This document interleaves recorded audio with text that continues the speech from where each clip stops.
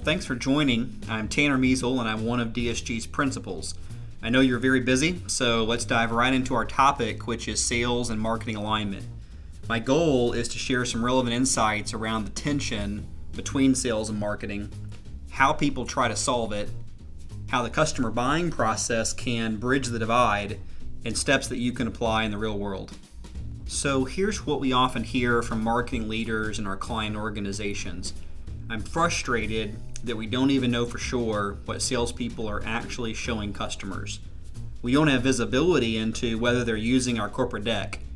Sometimes I see their sales presentations and just cringe, and I definitely don't want my team wasting time producing materials that then get ignored. And here's what we hear from sales. The content's too generic. It's too high level.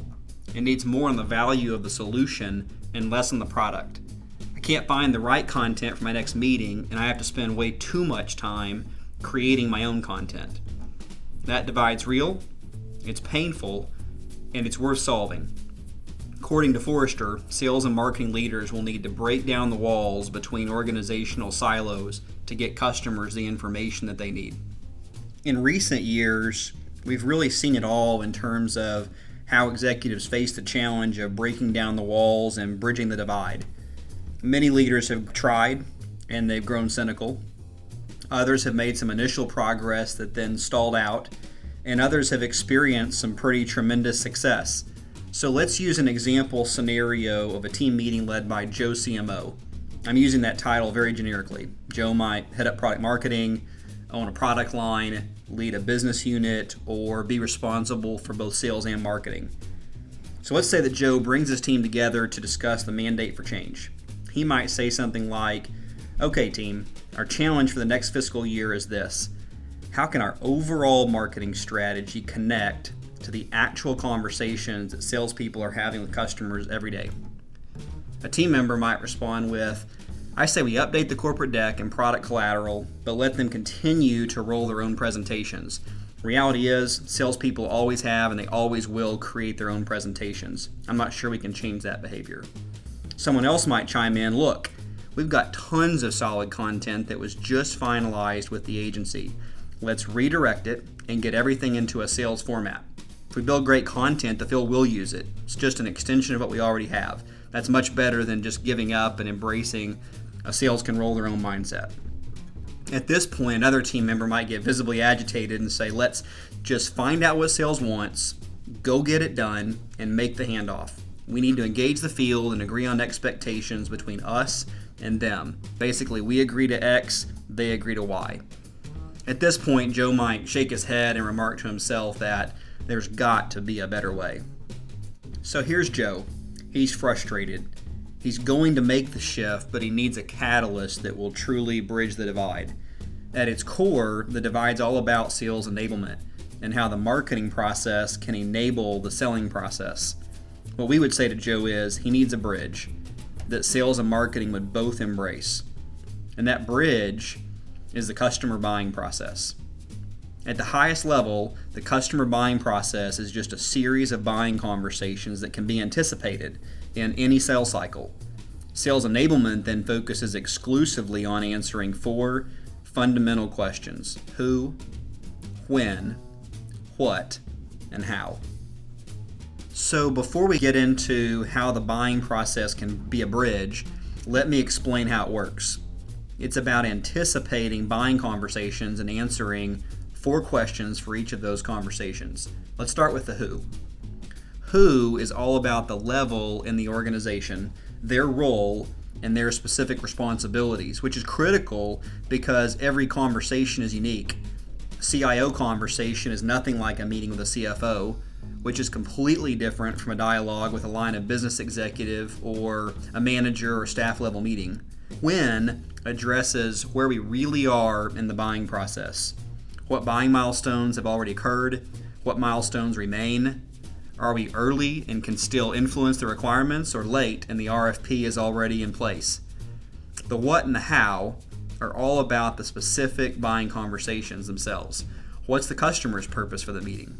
What's our ideal outcome? How should sales lead the conversation? What should they say? What should they ask? What should they actually show? Now that you know what the buying process is, let's walk through a roadmap for how sales and marketing can utilize it to begin bridging this divide. Step 1 is buying conversation mapping. This is the launching point. Mapping happens in a meeting with cross-functional stakeholders. The buying process is utilized to confirm the buying conversations that everyone in that room agrees will happen in most sales cycles. Step 2 is content and tool requirements, meaning joint definition of what content and what tools the sales channels will need for each buying conversation. Content focused on what to know, what to say, what to ask, and what to actually show. The third step is content and tool development. The most critical success factor in this phase is the joint creation of content by sales, by marketing, by product experts, and you get the idea. Examples would include printed playbooks, summary cards, presentations, iPad apps, whiteboard models, and a whole range of other messaging assets. The fourth step is distribution and training, which is all about identifying how the sales channels will want to consume the content and aligning distribution and training with that reality. The goal is to decide when and where and how sales will consume the content and then go equip them to use it. The final step is to implement a closed loop process, a process that leverages people and technology to find out which content is actually being used, how is it being used, and how could it be improved based on sales feedback. So let's move from the theoretical to something real and tangible. Here's an example of a buying conversation map. It's based on one of our clients' actual buying processes. But your buying process might be much more simple and compressed, or it might be longer and infinitely more complex. Let's look at an example conversation. If the who is a CFO, and this is an early stage discovery meeting, what might be the CFO's purpose for that meeting? What's our ideal outcome? It's probably that the CFO sponsors our assessment process. The salesperson might need insight into industry trends that they could use to reframe the conversation, and potentially a whiteboard model that could be used to drive a business dialogue and more of a back and forth discussion versus presenting a PowerPoint deck. Another good example is the solution recommendation meeting. The who might be a COO plus a few other stakeholders, and what's the ideal agenda? What goes into the presentation? What are the proof points? The competitor traps? What's the leave behind? Once you have a buying conversation map like this in place, it will become the guide for building out the right content and tools and begin to bridge the divide between marketing strategy and the sales conversations. Okay, let's review. There's a natural tension between sales and marketing that won't go away. Marketing needs visibility into sales communications as well as influence on those communications, and the field needs content and tools that are truly conversation ready. Organizational silos must be broken to get customers the information that they need. Marketing leaders are embracing this mandate for bridging the divide and driving sales enablement. The outcome we're all after is connecting strategy and branding to sales messaging and ensuring that compelling conversations are happening every day with our customers. A practical bridge that can be embraced by sales and marketing is the customer buying process and focusing on the buying conversations that we all agree can be anticipated.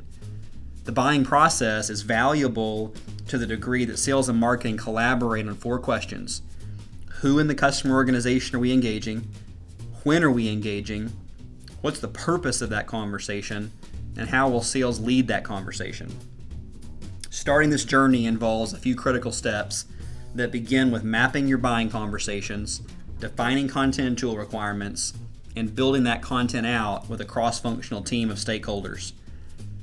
Finally, as we fleshed out on the previous page, the buying conversation mapping exercise will quickly lead to something practical, and be prepared for requirements to emerge that you may not have expected.